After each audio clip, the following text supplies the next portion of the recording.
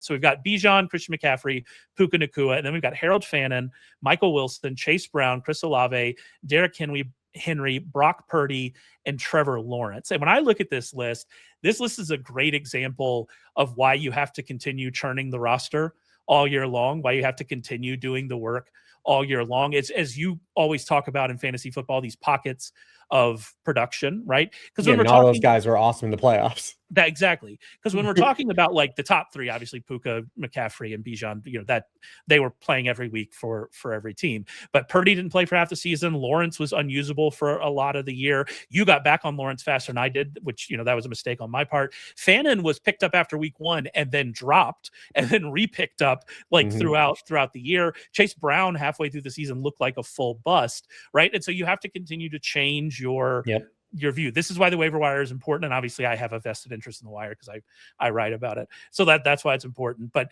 like that, what that list says to me is this idea of, if you're paying attention this offseason at full season stats exclusively, you're missing a lot of the context of the season. And that's why these pockets of production are important, and understanding that and trying to build at least your redraft strategy around that's really interesting.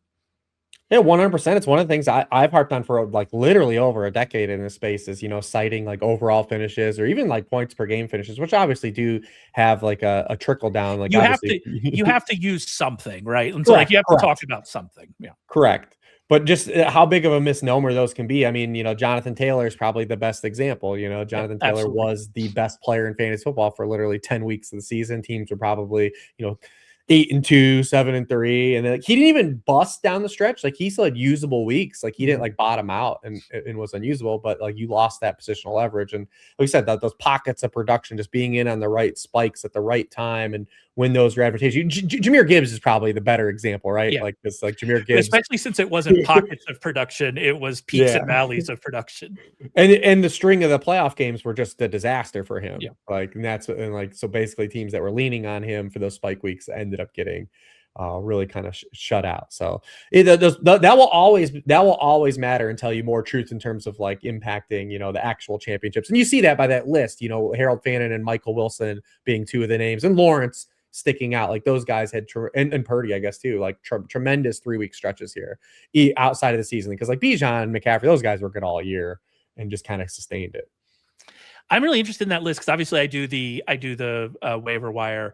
And when I look at that list, Michael Wilson is probably my biggest miss of the year, looking at the waiver wire, because when I look at him, the player he had been over a relatively long career, by the way, before this explosion, he just was not a target earner. And I put a lot of faith into players earning targets when they're on the field. That's how I get into bad spots with Adonai Mitchell, right?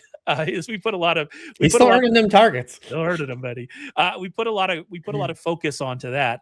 And I don't know if I can I've actually been thinking about this as it pertains to Michael Wilson. I don't know if I can take anything away from it. I'm trying to decide, is this just one of those rare things where we just saw a player change and his ability to earn targets, and something changed in the offense? They changed quarterback, and for whatever reason, he started earning more targets. Or is this something that I should like be more open to, a player showing up and earning more targets per route? Because we also saw something similar with Alex Pierce as well. It wasn't quite to this level, but something similar with Alex Pierce. Is there something about that archetype of player? I don't know. I don't have an answer to that. It's just something I've been thinking about as I look through, like, where are the spots where maybe I didn't identify quickly enough the changes that we were seeing, these pockets of production. I identified Pierce pretty early. I feel very comfortable about kind of where I was on Pierce. I mentioned him as a deep cut, or as we call it here, an uncut gem several times. I feel fine with him. I really missed on Michael Wilson. I'm trying to figure out kind of where to go from there. Do you have any thoughts just on that kind of archetype of player?